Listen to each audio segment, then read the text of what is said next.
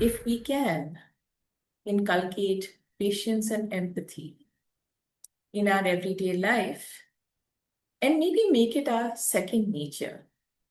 I know it's a broad and very large step forward, but if there is a way in which we can do that, then possibly a lot of the problems that we face in our life and work would become easier and less knotted. We're not being empathetic with ourselves. We are driven by urgency and achievement, and we often forget how to truly see each other. And even more often, we forget how to be gentle with ourselves. And this is a very important thing, that we are not just talking about empathy and patience for the other, we're talking about empathy and patience for the self too. And in this way, patience just becomes a profound act of love. It's not just waiting with the right attitude, it's an act of love.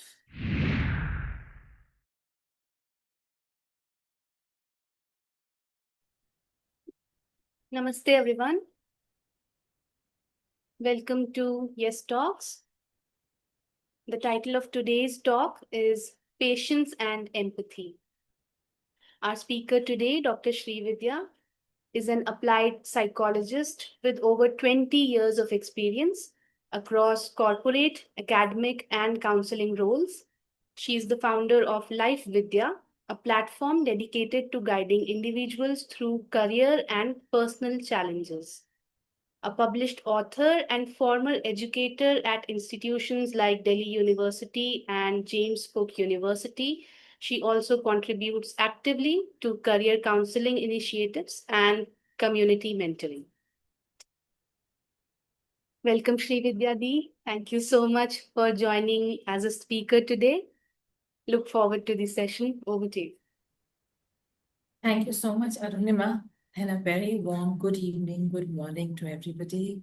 Thank you, Dr. Bijlani. It's always a pleasure to speak here, and I think it's been a while since I have come in here. So thank you so much for this opportunity. And I would just like to start with saying that this topic came to me because I realized that if we can inculcate patience and empathy in our everyday life and maybe make it our second nature.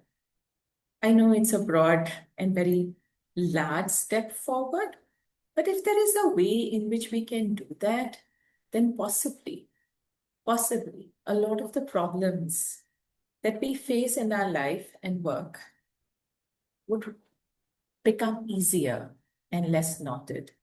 So with that prayer, and for today, I always look out for the mother's advice. And today's calendar, you're all familiar with this calendar. And I try to see, is there some alignment with what I'm presenting today and the advice there? And it says, nothing great is ever accomplished without endurance. And there I see it, a reflection of what we're going to speak here today. So thank you for the few people who've joined us, and we hope to make it an interactive session, or else whatever you're comfortable with. So with your permission, I will share my slides and screen, and we can proceed to talking about the topic for today. Just give me a second.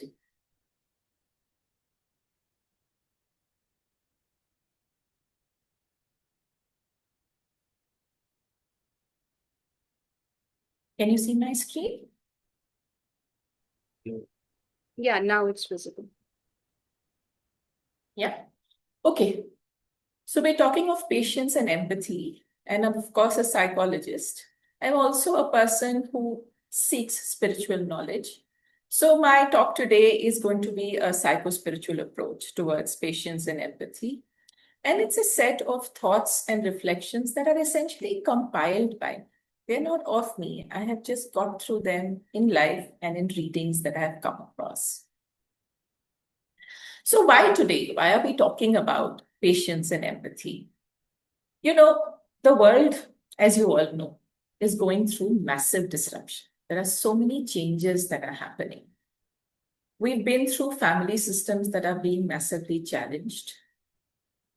We have single parenthood, we have dual careers, we have people who are latchkey children, which means children who come back home to empty homes and navigate life for themselves when their parents are out working. And there's a focus on a lot of speed. Things have to get done, not today, yesterday. It's a standard dialogue. When should this have been done? It should have been done yesterday. And a huge focus on material or outer success, which means everybody's running, everybody's pressured. The world outside is not encouraging us to be patient or to have empathy. And of course, work is being reinvented. The AI challenge is everywhere. Every day you hear news about layoffs, which may or may not be because of AI, but layoffs are there. So there is stress. There's a lot of conflict in the air, even in terms of geopolitical systems and what's happening. And to top it all, there's social media and the platform. Yes, platform talks so much about social media. What does it do? Much of the content makes us restless. We are constantly, scrolling and seeing what is the next piece of content. We've become distractible. And if a teenager or a person is sitting at home spending hours on social media, the difference between what is real and what is virtual is really blurring. So you can have a home which has members who are part of a family unit, but their narratives and perspectives will be vastly different. They don't know what's happening in the other person's lives, even though they are physically living together. And in that particular scenario, to work and live together requires us to develop a lot of patience and empathy, because naturally the world around us is not encouraging us to have this basic innate empathy or seeing things from another person's point of view. It's not really being encouraged. So we are in very turbulent times. We are in restless times, and everything needs to be 100% or 110%. There's no scope to step back, to improve. Failure is seen very negatively. So here's what we all know, but it's good to go back and check in. What does empathy mean? It means to recognize the suffering of another and to feel moved to respond with kindness, which means we not just recognize what is happening, we also want to do something about it. That's empathy. And patience is not simply the ability to wait, it's how we behave while we are waiting. So if you're waiting and you're drumming your fingers or tapping your feet or looking a little restless, that's not called a patient wait. You're waiting, but you're waiting impatiently. So what true patience does is that it creates a lot of spaciousness from where we stop demanding that life be different from what it is. Now, if you look at the previous slide where we talked about the turbulence and the need to get things done now and the restlessness, and if you look at what patience demands of us or allows us, a spaciousness that arises when we stop demanding that life be different from what it is, we realize the power that these two attributes can bring to our lives. Let's go over a few more details on this. So we all know the benefits, but it's good to reiterate. What does it do? It enhances our mental health and overall well-being. If we are patient with ourselves, if we are able to see something from somebody else's eyes, it acts as a buffer against stress and anxiety, even for our own selves. And if you're not patient, you end up taking impulsive decisions. There are so many times wherein I've come across professionals who say, I just had a tiff and I know I did the wrong thing, but I decided to put in my papers, or I decided to go out and do something different. And it's an impulsive decision because it came out of impatience and not really understanding the situation. Relationships. Relationships benefit with empathy and patience. You may have a person who is younger to you at home or older, somebody who is unwell. If we are able to see things from their point of view, put ourselves in their shoes and see what is it that we can do that is a kind response, genuinely, our relationships are improved. And if we are patient, we listen more attentively. We don't listen to respond, we listen to understand. And the moment we understood, we are responding more thoughtfully. And if you've responded thoughtfully, the chances of conflicts become much lesser. And when there are conflicts, you're able to navigate them with much greater ease. And at the end of the day, empathy and patience together encourages us to help others. When we help others, we feel good. The person whom we've helped also feels good. So we've started a chain of positive pro-social behavior, because most likely that person may also go ahead and help someone else. So in a way, with a very small shift in our attitude, in our way of thinking, we can cause a chain of events which makes the world a better place.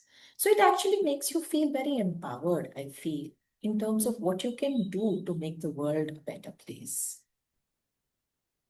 So let's reflect on some questions, because it's difficult to talk about empathy and patience in just theory. We can talk about a lot of theory, but I'm not going to focus on so much theory. I'm going to focus on what is it that we can take back in our lives today. So let's reflect on this question. Have you ever lost your temper with someone? Not because they were wrong or unkind, but because you were tired, rushed, or overwhelmed. Has this ever happened with any of the participants here? If you feel like it, you can put it in the chat box. Yes, no, maybe. And this helps us understand whether we are in a space. Where are we? Yes, we have a response. Yes. So Kirti says, yes. Yes, we do respond, right? Sometimes we lose our temper. It may be with a child because we are tired. It may be with an adult. It may be with a helper.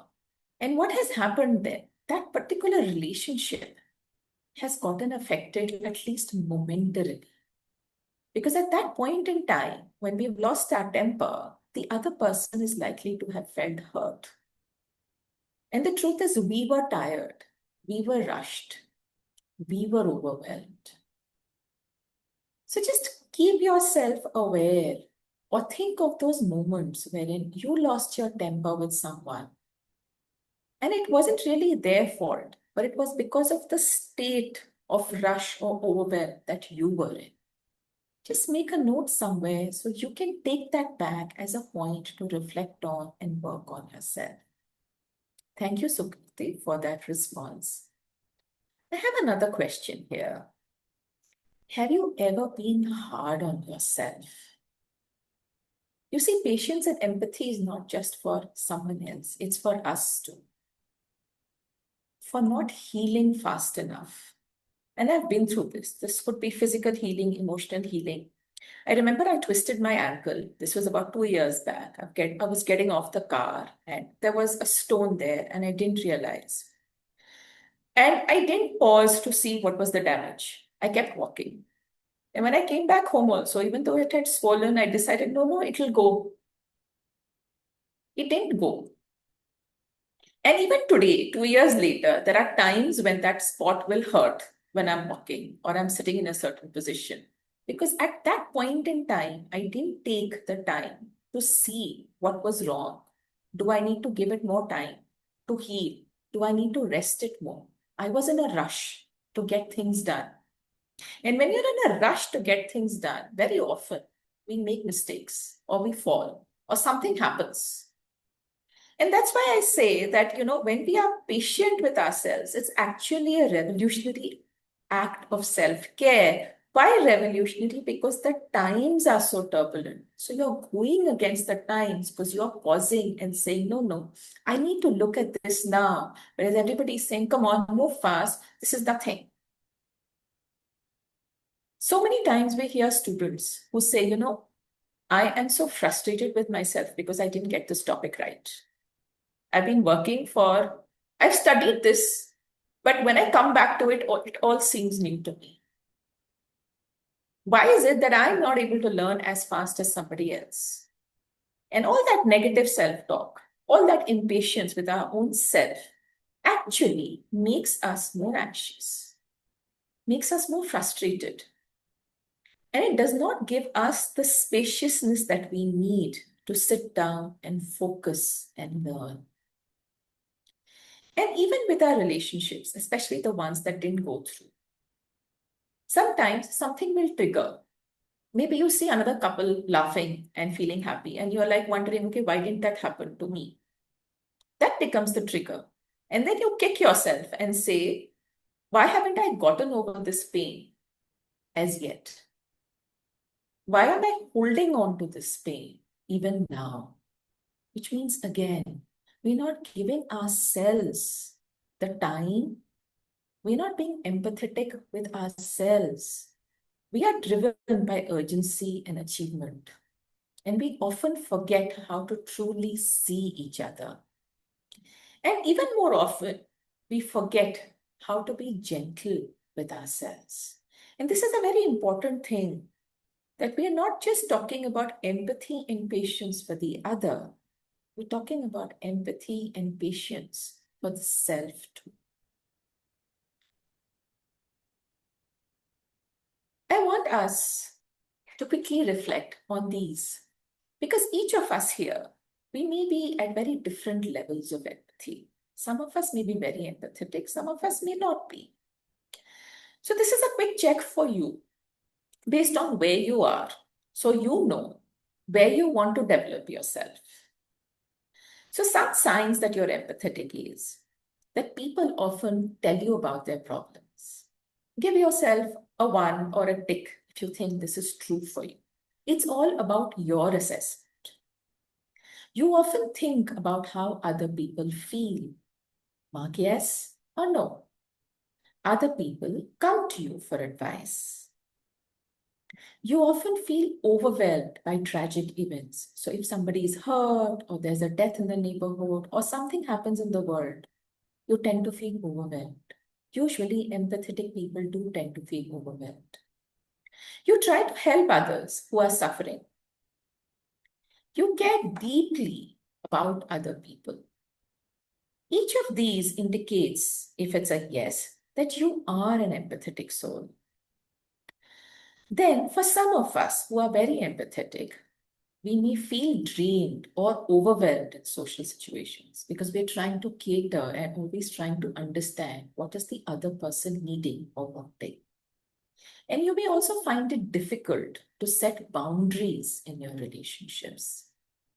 In such situations, probably the need is for you to develop empathy and patience for yourself in addition to whoever you're working with. So if you're done with this, you get a good idea of where you are on empathy. Let's proceed. So based on where you are, you may be very low, you may be very high, you may be moderate. What are our tips for practicing empathy? Simple ones, again, nothing very difficult in terms of talking, but very, very difficult to practice. So go back and think, do I listen without interrupting? Like truly listen till the person finishes what they have to say. And when the person is speaking, am I also listening for what is their non-verbal behavior? Are they looking tense? Are they looking restless? Are they looking worried? Are they looking happy? Or is their facial expression not matching what they are saying? All of these help us actually become more empathetic. And the third thing is very often we come across people who share points of view which may be very different from what we think or feel.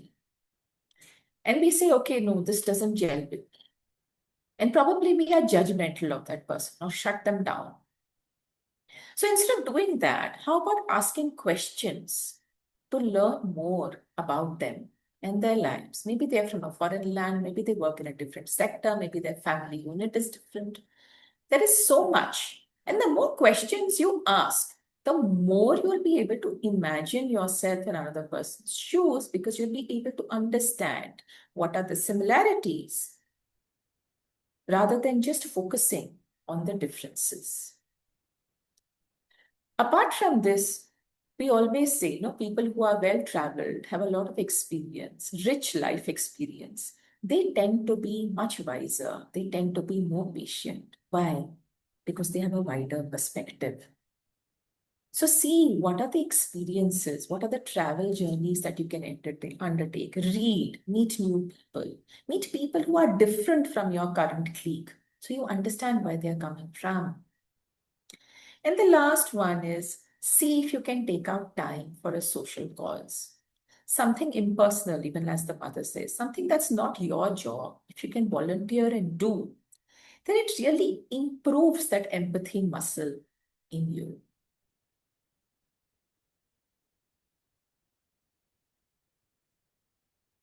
Apart from this,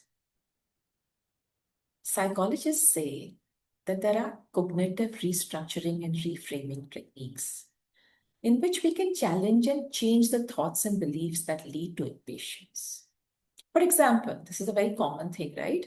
We will be waiting for a website to download or a movie or a video, and it'll take forever if the internet connection is not good. And you'll hear a lot of restlessness. And this is common. So instead of thinking this is taking too long, maybe you can use that time to get your thoughts together as to what you want to seek, if that's data that you want from a website. Maybe you can hum a song and just wait for this website to download. So, what are we saying? If there are three thoughts that are causing impatience, why is this website taking too long? I'm wasting my time. I'm getting so tired. It's useless. These three thoughts, they accelerate impatience. If you're able to change it with the thought of what do I do with this time now so that I'm able to be more present, I feel better. And if you say, okay, let me hum a song or let me finish something while this website is downloading, then typically, your brain becomes like this happier place, not this restless place. And the flowers are really to indicate that happiness that you can feel inside when you actually sit and see what is the thought that is causing impatience. Can I address that thought? Can I restructure it? Can I reframe the way I think? And this is not very difficult. It's just that we forget in the spur of the moment to look at the thought that's causing impatience and restructure or reframe it. Let's look at a few more. All of us used to do hobbies as children. It could be taking care of a pet. I love pets. Some of us garden. Some of us learn dance or music and games. And there are activities, like this game. It used to be really popular when I was a child. It used to be this metallic or this wooden thing in which you keep rotating the device such that you can get all of these balls to the center. And it's not easy to do. It takes a lot of time. The moment you get one and you try to get the other, the second one comes out and you're constantly struggling. But it's only when you're very, very mindful of your movements, very, very mindful of each and every part of that maze or that puzzle that you get it right. Now, if you see, these puzzles are not part of life anymore. We're trying to get things done faster. So, in such moments, especially if you are in a rushed state, if you live a rushed life, pick up a hobby, learn an instrument. For those of you who are musicians here who sing like Arunima, picking up that song and practicing it again and again just generates so much patience inside you. And each of these actually goes and touches upon a part of you, which makes patience your second nature rather than impatience, which is what the world is pushing us towards.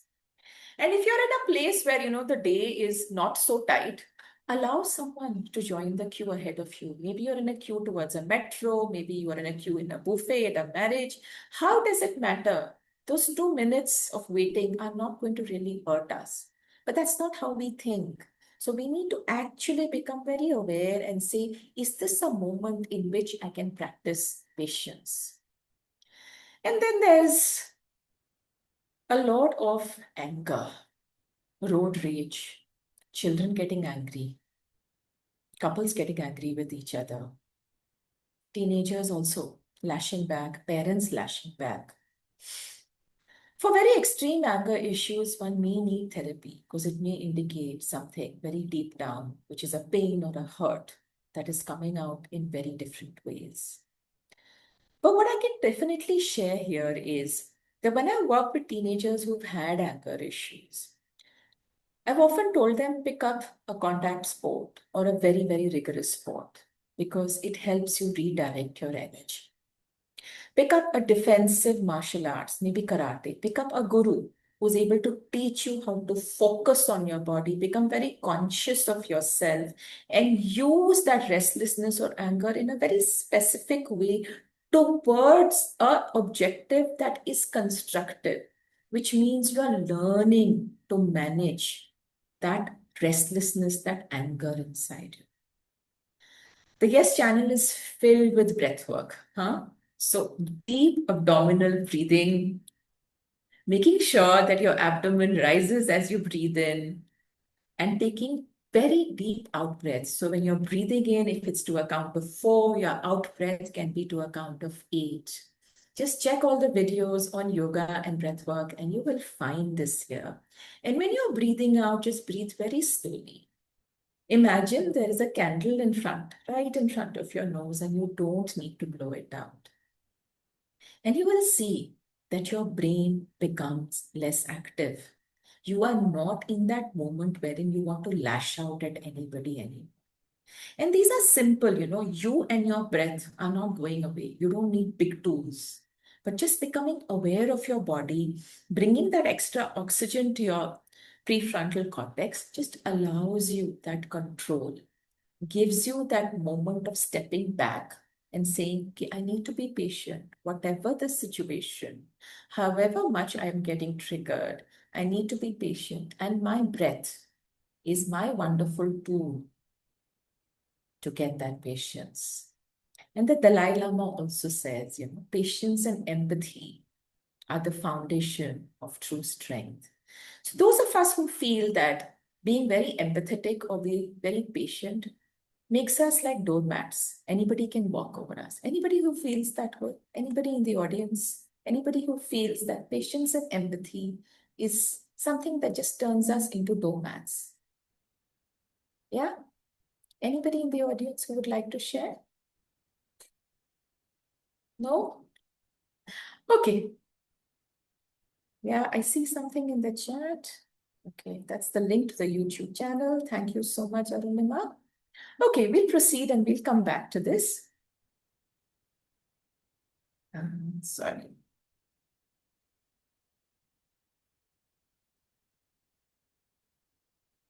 I have for you now, I've been speaking for about 25 minutes. I have for you now a few questions.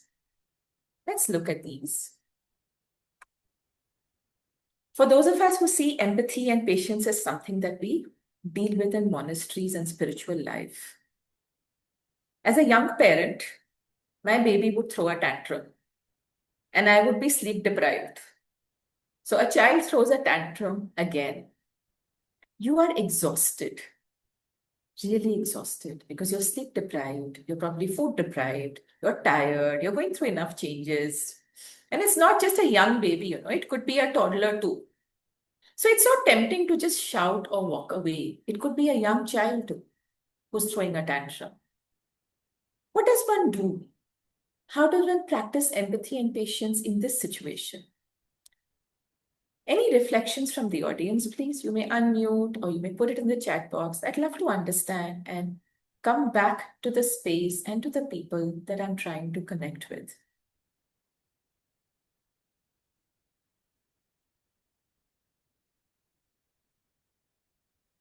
Anybody who's faced this situation, that a child throws a tantrum and you're exhausted and you would much rather shout or walk away.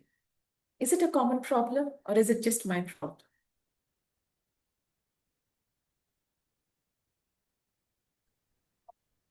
May I go ahead? Yes, please. When my son was young, yeah, there were times when he would not sleep in the middle of the night, and of course, it was so frustrating. I also had a long day, and he wasn't sleeping. So I would sometimes shout at myself because the child is so young, doesn't understand anything. But I would shout at myself or shout at my husband that, I have to take care of the child. Or Or there were times that, my son was crying and I also almost slept. So yeah, the tempting to shout is always the first option because walking away is not at all the option. Yeah. Thank you. Thank you for sharing that so honestly, because this is something that we all go through. And Professor Bijlani says that usually a tantrum is because of our own impatience. Yes, very much so. Possibly the child is asking for our time and we don't have time. And the tantrum is actually an indication of that need for time. And usually when we shout, in my experience, the tantrum doesn't subside.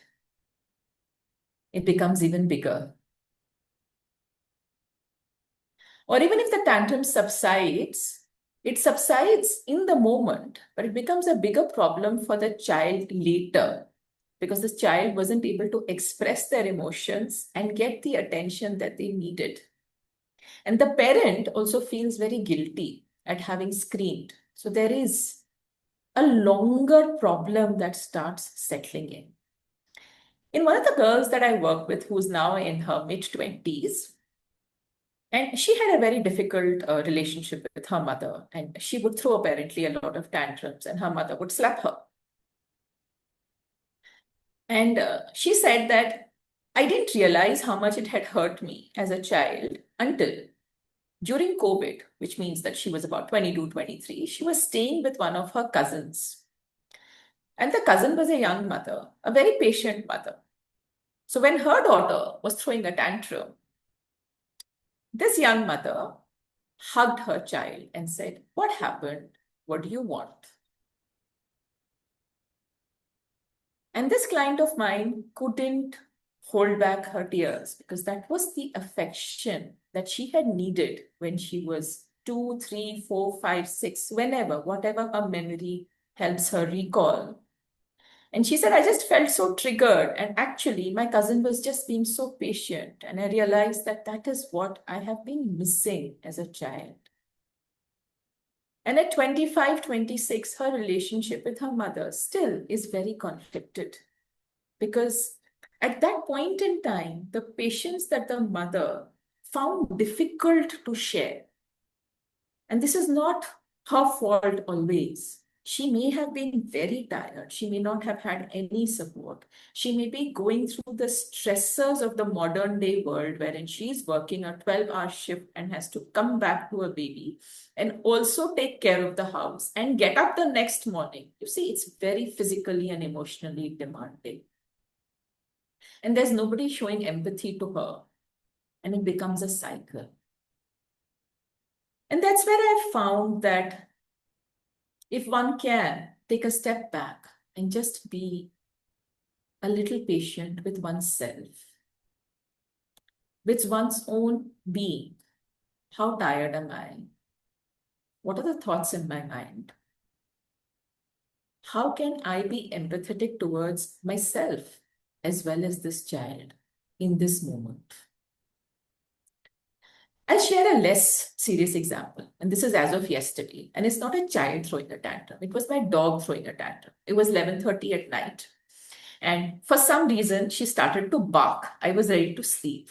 And it was exactly this reason. Why is she barking at 11:30? I want to sleep. And I had just finished formatting some of these slides. And I said, here I am. See, I face it. I face exactly what I need to practice. And I said, now either I can sleep and hope that the bark subsides. But I looked at her and I realized that she needs something. So I looked around and I realized that there is a bone that she likes to chew before she goes to sleep. It had been left in the living room. So I thought maybe that's what she's seeking. So I walked out with her. I picked up that. She settled in the living room. But the moment she saw me picking that up from the shelf on top, she followed me quietly and she went on her bed and she settled down.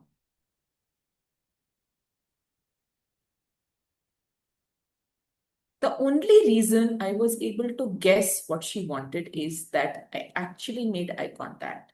I looked around and I tried to see what is it that she is asking for.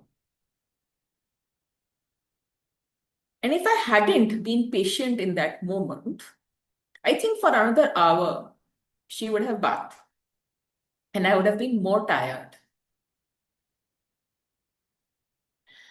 So I've learned that while in the moment, the most natural thing would be to shout or to ignore. If we are able to be present to ourselves and to the person in front of us, it may not just be a child, it could be a teenager, it could be anybody, and just see what is it that they are actually trying to communicate, then it makes a world of difference. And this hasn't come easy to me. Even as of yesterday, I could have just slept off and waited for her to stop barking. So I'm just saying that, it's not easy, it's hard, but it is not impossible. So here are some things, which come from more a Buddhist way of saying. So imagine pausing, breathing, and remembering. If it's a small child, this little being is overwhelmed. I was once this young, this helpless. If you're able to just bring that thought, then we are connected to that baby, to that dog, to that individual in front of us. And that patience helps us stay present and we're able to actually address the tantrum rather than evade it or get angry or exhausted and get into that cycle, which is the natural course of things these days. Yeah. Is there something else in the chat box?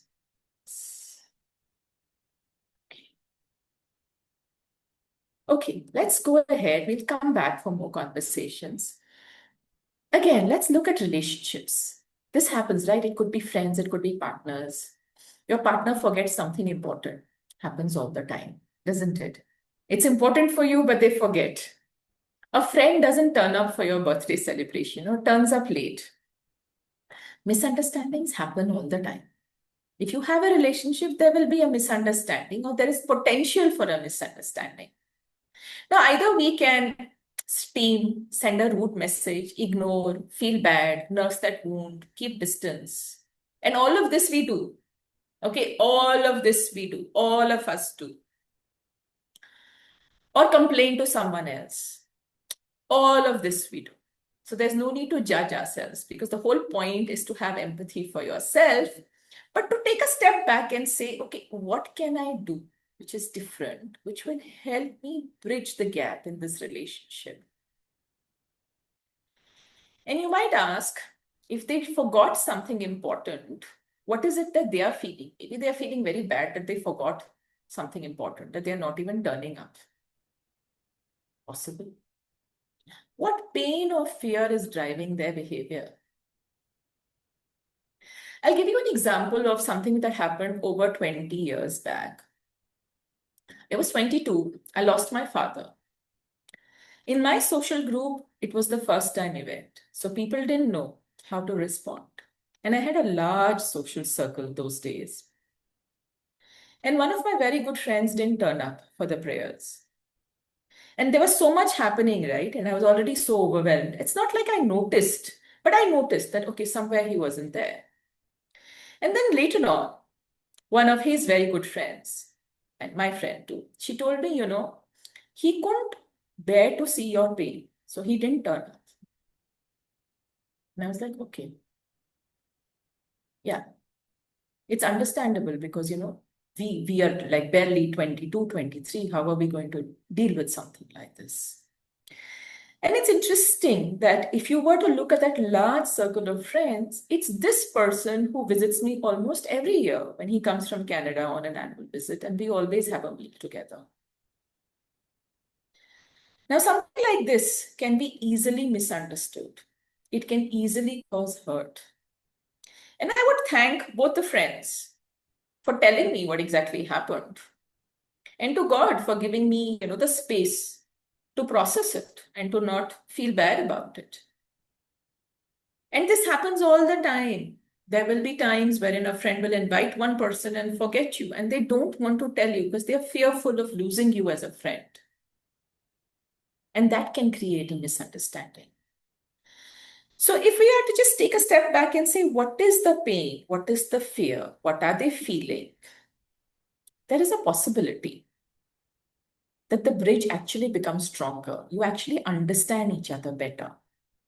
But it takes effort. It takes a step back. It takes grace to be able to do that. And then workplace challenges. This happens all the time. Colleagues make mistakes. They miss deadlines. Someone might criticize you unfairly. Workplaces are political places too. So what do? You can lash back. You can send angry mails.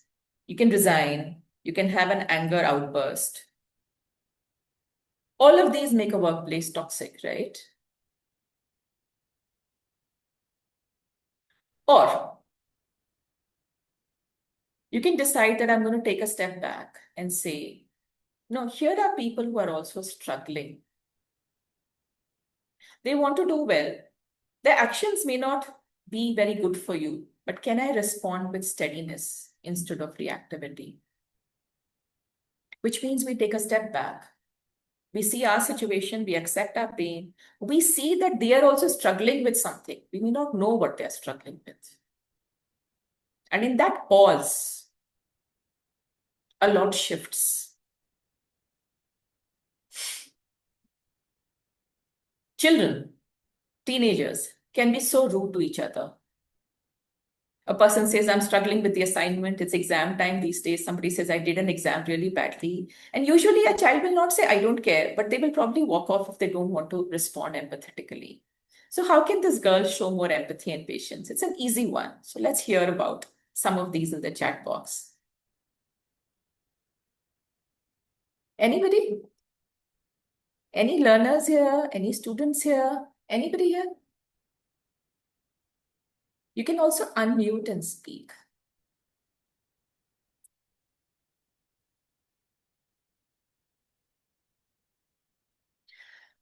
Okay, I guess I already went to the next slide. So you can do this to yourself also, right? You may be struggling with an assignment. So if a friend is struggling, you can instead say, okay, I'm sorry, can I help? Is there a part that you're finding more difficult? You can say, of course, assignments can be hard at times. And maybe we just need to give ourselves more time. Maybe you just need to give yourself more time. And each of these gives you a pause. And it tells you that, okay, I need to be patient with myself. So here are empathy and patience situations, everyday life situations. And the reason I shared them is because if you just go through your day, you will find at least 20 situations or more where you can practice empathy and patience. And some of us are masters in that. And here's one last one.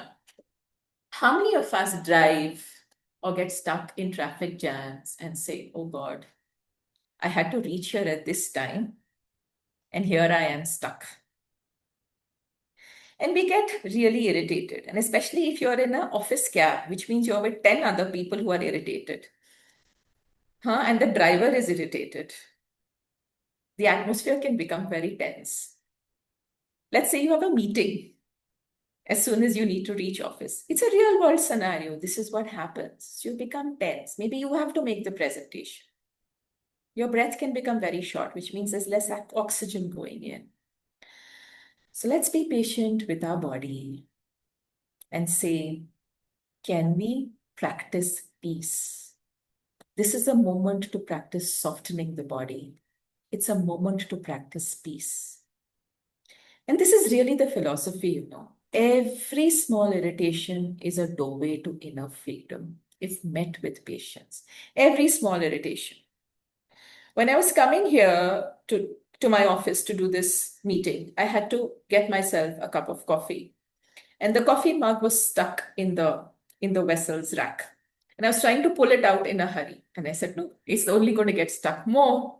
Pause, push it back, get it out. See if you actually become very observant. There are so many places where we can just be patient. And just that moment of patience helped me get it out without this, toppling all the other vessels that were right next to it. And if I had toppled it in a rush, then imagine how much more rushed I would have been.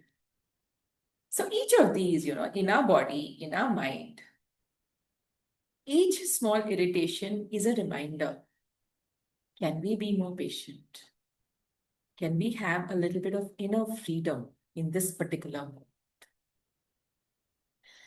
And that's what it is. For me, empathy and patience are life affirming. I'm going to share a lot of text here. I know, it's not my style, but I really feel that if we can get one thing out of here to use in our life, then it becomes a part of us. And also to understand what it's not. I think that's also very important.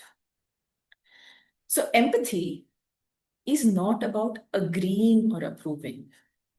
So you may have somebody who's telling you some problem that they have and you're listening patiently. Your listening patiently doesn't mean you agree or approve of their behavior. It just means that you are giving them space to share. That's very important for us to understand.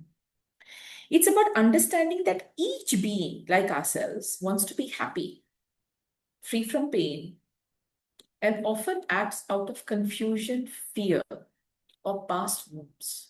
And this is very important. Maybe something about me triggers a past memory of a friend that they didn't like.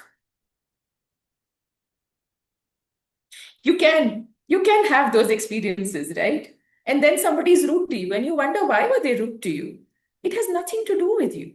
It has to do with them and their past wound and their past memory. And if you can understand that, you detach yourself from it because it has nothing to do with you in any case. So when you see yourself and others through this lens, we don't need to harden ourselves in defense or judgment. We don't need to take it personally, even if somebody behaves in a manner which is not exactly aligned with what you thought would happen. It may even be toxic, it may be abusive, but it's not about you. They're coming from a space of hurt. And when we can see that, we soften.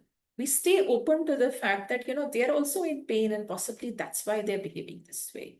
This is very true for people who are in very difficult situations, toxic relationships. It's important to empathize, but it's also important to know that empathy doesn't mean that you agree or you do everything as they say, or you take it personally. It's more like this person also wants to be safe. This person has known some sorrow, which is where what is coming out.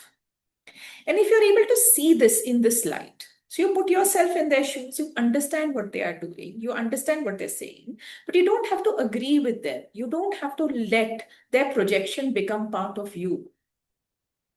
You step back. And that is the beginning of wisdom. And then a lot of very difficult relationships can also heal because you realize it's not about you sometimes. It's sometimes about their own confusion, their own fear, or their own past wounds. And that's a very different perspective to have. The other thing is, patience is considered the highest practice. So if I had turned away from that dog that's barking, instead of staying with what's difficult, it would have become more difficult for me. and for the whole family, actually. So to stay with what's difficult without turning away, just stay with it. You don't have to do anything. Just be present with what is difficult. Don't judge, don't blame, resist that impulse completely. And trust that growth, healing, and understanding will always take time. The mother says, make time your friend. Don't be in a rush. Things happen with time. And in this way, patience just becomes a profound act of love. It's not just waiting with the right attitude, it's an act of love. And when you have that patience, then you don't burn out. For psychologists out here, we all have compassion fatigue. But if we are patient with our clients and we are patient with ourselves, and we're all work in progress, then that burnout doesn't come in. We don't, I mean, it happened yesterday. I was speaking to a client whom I thought had gone through the most difficult phase, and it came back again. Patience with the client, patience with myself, patience with the process. And that's what helps us stay grounded.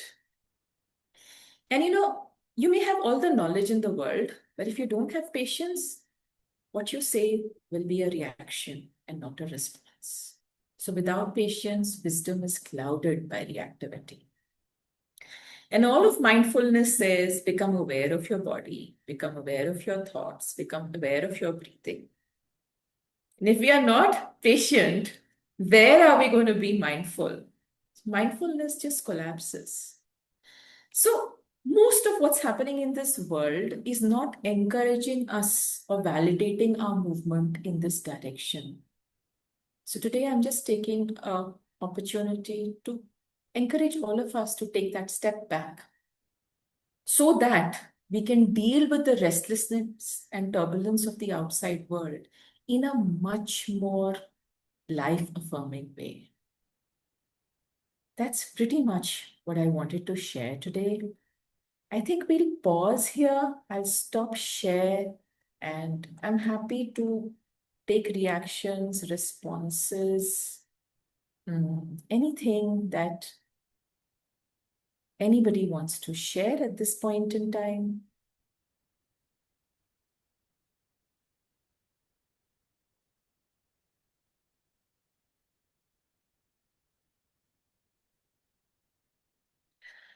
Okay, you're all testing my patience. I'm here. I'm waiting. You're all processing what we've said.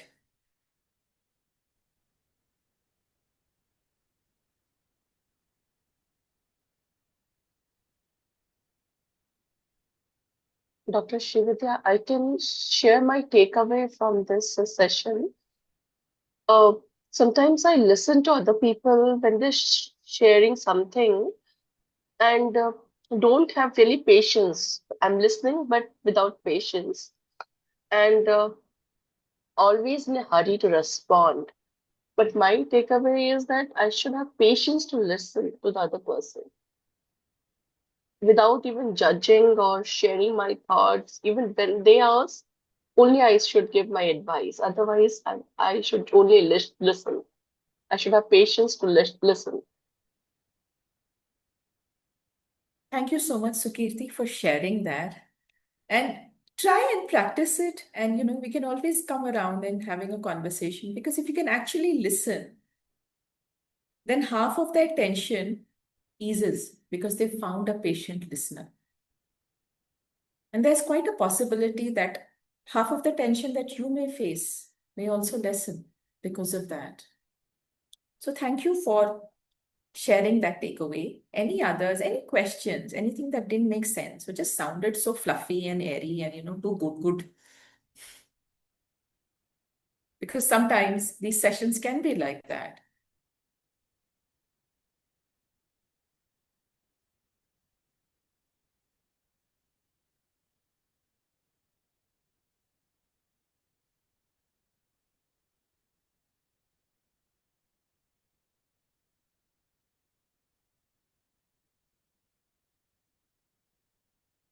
Okay, we are here in case you have any questions or reflections. Over to you, Arunima. Thank you so much for having me here. And over to you, sir. Thank you so much for your thoughtful talk. I feel your insights were really powerful and timely, reminding us of the importance of slowing down and, truly connecting with others. Thank you so much. Thank you, I, Ananya. if I may speak, Yeah. Srividya, I found the talk very, very pertinent. I think in today's scenario, as well as for me personally, because we all know these things that we have to be patient, we have to endure, we have to listen. But when an experienced person like you gives also a talk like this and brings out what is there within us, but words it in a very profound way, I think that itself will have an impact. So today, while listening to the talk, I was actually reflecting on my own nature quite a lot, and I was also reflecting on things which I face in office and at home, in maybe in the marketplace, particularly while driving. I'm the most impatient at that time and I need to slow down. So these are some of the things, whatever you have said, these are some of the things which carry a lot of weight. And time to time, I think we should have these kind of talks, because it's there, we know it, but some, you know over a certain period of time, we get used to being impatient. And somebody, then we have to really stop and hear these things. And then slowly, I think, when we start reflecting on these things more and more, then only we can see those kind of changes within ourselves. So hearing is also very important, and practicing what we hear, the takeaways, is very important. And I think it will also require a lot of patience within me and within us too. So whatever we have taken in, we reflect on that and we let it stay in us very patiently. Thank you. Thank you so much, Mithudi. Very wonderful for you to share that. And yes, I totally agree with you. How much ever we know, these are things that we have to keep reinforcing, keep reiterating. And yeah, even for me, even though I keep reading this, it's hard. Some days are so hard.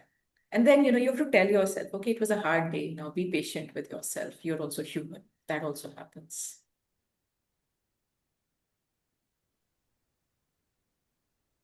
Okay, if there are no other Anyone ones. else wants to share or maybe ask something, please go ahead. I think it was wonderful. Knowing things and then putting them into action is very, very important. So, unless we keep on introspecting and Chintan, Manan, Shravan, they say, right? So, like, we need to keep on going in that circle, and then things will be really better for all of us and people around us. Thank you so much.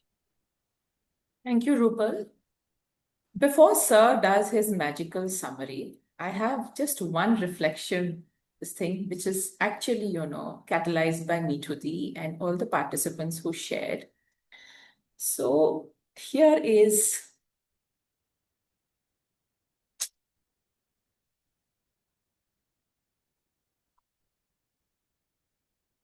I'm sorry, there seems to be a problem.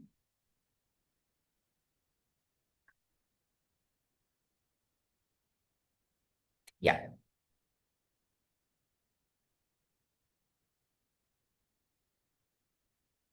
Again, another problem. Okay, let's just stay with this. Sorry about this. Okay, here is a quote, huh?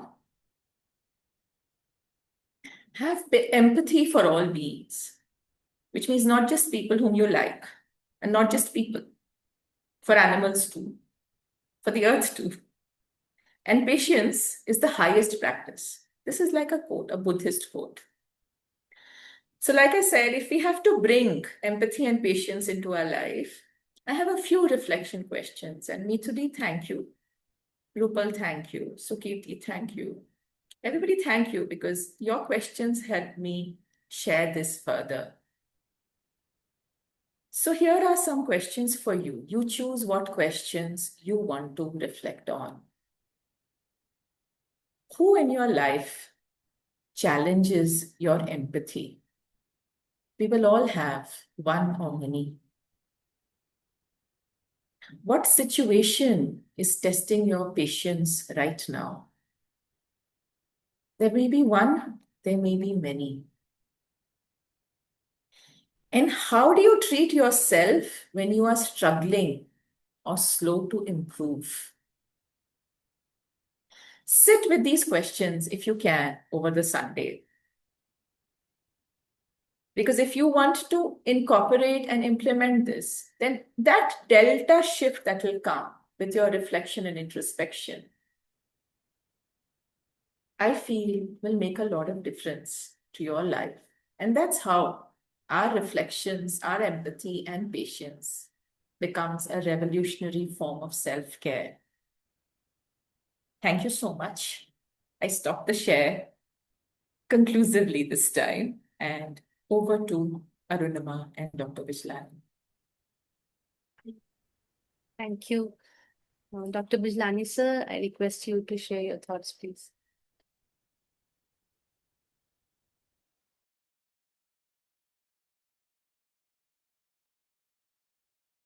Thank you, Srividya, for talking about these two virtues, patience and empathy. In fact, one might even say that they're not just virtues, they're necessities. They're necessities of everyday life. And you brought it out so well by illustrating their necessity and how to practice them in so many real life situations. And that is sort of very much in keeping with the life affirming, the word that you used also. Life affirming view of spirituality, which your Aurobindo, your mother, have always talked about. You started with the mother's quote about the necessity of endurance for anything worthwhile and great. And then you also quoted the Dalai Lama, again talking about exactly the same two qualities, patience and empathy. So really, I mean, there's no clear-cut separation between life and spirituality, and that is the way we can sort of look at it, because consciously or unconsciously, we are all living a spiritual life. But then if we are a little more conscious of the spiritual side of life, it becomes more meaningful. We find that it not only ennobles life, it also makes it happier and healthier, which is something we are all interested in. And empathy, brings out also another important thing, that from the spiritual angle, empathy is a natural corollary to the sense of oneness, which we share, not just the sense of oneness, but the fact of oneness that we share with the rest of the creation. And as we put that truth into more and more practice, bring it more and more into our life, start living it rather than just knowing it, we find that empathy is a natural corollary. And empathy and patience go together. For example, I mean, as a counselor, I mean, you mentioned it, and everybody who has counseled, and we have all counseled sometime or the other while talking to somebody who's going through a difficult phase of life, we found that the most important need that that person has is being heard. And therefore, if you can provide that patient ear, if you are a patient listener, you've done the most important part of the job of the counselor, being a patient listener without being judgmental. And that in a way, sort of, you can say that both patience and empathy are therefore a way of giving, which is an expression of love. Love is always expressed by giving, and both are a type of giving. Empathy, we can easily sort of understand it's a way of giving, but so is patience. Because if we can show patience with someone with whom we empathize, we have done the most important thing needed. That is, not just by listening, but in so many ways, when dealing with anyone who needs empathy, we have to be patient. And one beautiful example that you gave was that of the temper tantrum. And this is something which I was reading just a few days back, so maybe I can give you the example that that author had given. The example he had given was that suppose you are in a great hurry, you have to go somewhere, you want to leave home in a few minutes, and the child is insisting that I want to eat on my own, or I want to tie my shoelaces on my own. And you say, don't have time. Let me do it for you. And the child throws a temper tantrum. If instead of that you would have understood what the child really needs and being empathetic with the child, it might have taken only 2 minutes extra for the child to tie the shoelaces on her own. But then you would have had a peaceful child, who doesn't throw a tantrum, which actually saves you time. And then the next few hours would have been much more pleasant. So maybe I can end with this example. And of course, you have left us with some very important questions, which actually, as I was looking at those three questions, they relate to the three major areas. One is being empathetic with someone with whom we are finding it very difficult to be empathetic. So it's about other people. The other was about situations. And the third was about ourselves. So what else is left? All the others, ourselves, and the situation. So in all three, how we can reflect over the weekend and see how we can bring more empathy and more patience into our lives. Thank you once again. Thank you so much, sir. Thank you, Arindava. Thank you to all the participants for being here and for participating.